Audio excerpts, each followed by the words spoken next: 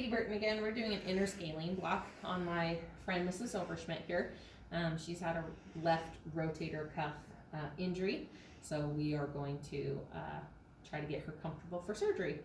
So our clinical indications are going to be any shoulder, clavicle, or upper arm. This is going to block the level at the roots and the trunks. Any total shoulder, hemi shoulder, proximal humerus, distal clavicle, rotator cuff. The nice thing about this is it does spare that ulnar nerve. Contraindications would be patient refusal. A big thing with this block is going to be you want to watch because you can paralyze the phrenic nerve on the ipsilateral side. So if she has any issues on the contralateral side, any kind of contralateral diaphragm paralysis, infection at the insertion, allergies to local anesthetic, any severe respiratory problems, because we can have a problem with the breathing, high risk OSA, and then obviously any pre-existing neurodeficits or anticoagulation. So our benefits are going to get better pain control, and then hopefully not have to use as much systemic opioids, which would lead to fewer side effects, and then just easier participation in PT. Our risks, we have quite a few with this one. The biggest one is, like we talked about, if you have any ipsilateral diaphragm hemiparesis, you want to be careful. That's a risk that we could run into. Horner's syndrome is a risk. It's kind of a side effect, but you're going to get a change in pupil size, droopy eyelid, nasal congestion, and then I'm just going to rattle them off. So we have hoarseness, difficulty swallowing, shortness of breath, infection, nerve injury, spinal and epidural anesthesia, bleeding. You can have a risk for a pneumo. You can have intravascular injection, which would lead to seizures and last. You can have a failed block, and then you can have a hypotensive bradycardic event.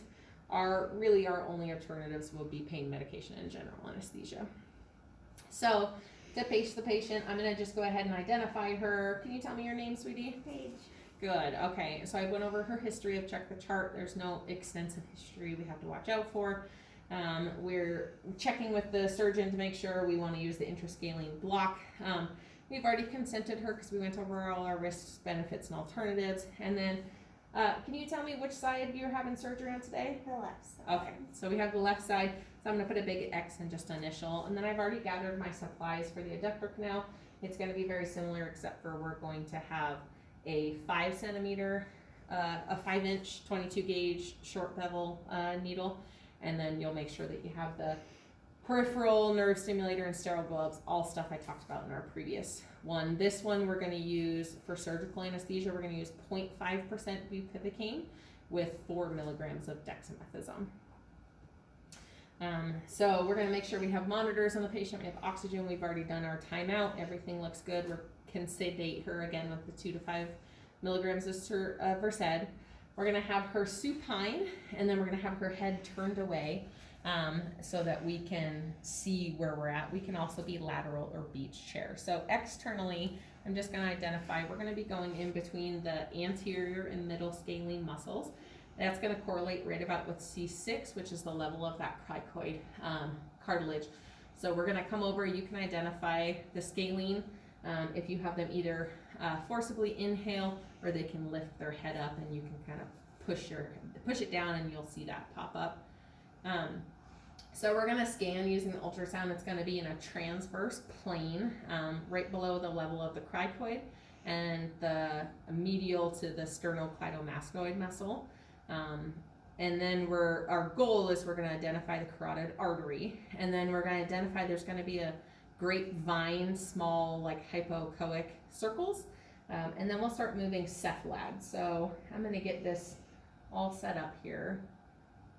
All right, so I found them. I'm going to go ahead and go cephalad. Freeze my screen. Okay. So we can see what I see here. So this is going to be our sternocleidomastoid muscle. It's going to taper off, and she actually has a really great stoplight right here. And then we can also see what am I trying to think of here? Sorry. Vertebral artery and vertebral vein. So let me go ahead and unfreeze this, and then we can see that vein should compress. There we go. Okay, So now that we found our pseudoanatomy, let me just show you how we're going to insert the needle. So we're gonna go here, and our needle is going to come in from the side, going in kind of towards the sternocleido. So you could also mark the sternocleidomastoid and the cricoid cartilage. Okay. All right, so if I want to, normally, like I said last time, we're gonna go ahead and get her all cleaned up and have our sites marked, and then we're gonna get everything all sterile. I'm still sterile from the last procedure, but I don't have to redone everything. So if we wanted, we can infiltrate with some local right there.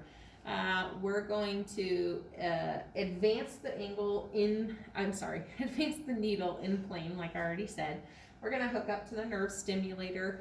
It's about 2.5 centimeters in, and you're gonna use the nerve stimulator. Same, we're gonna start at 1, and then we want to have a twitch in the hand and the bicep. The bicep is confirmation of proper needle placement. And you want to be able to be in between like 0.3 to 0.5 milliamps. Obviously, if you're less than 0.2 and you're still getting a twitch, you need to pull the needle back because you could be intraneural. And then if you're too posterior, you could be stimulating your trap. And if you're too anterior, you can get a diaphragm twitch. So our dosing on this is the same thing. You're gonna go aspirate as you're going. You're gonna go very slow. You can do NS to make sure you're in the right spot. And then our test dose is going to be 1 to 2 of that local anesthetic.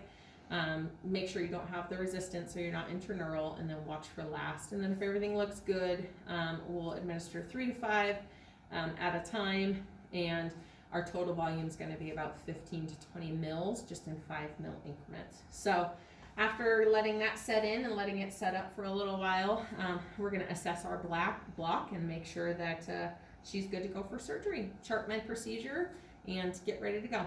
Awesome. Thank you so much.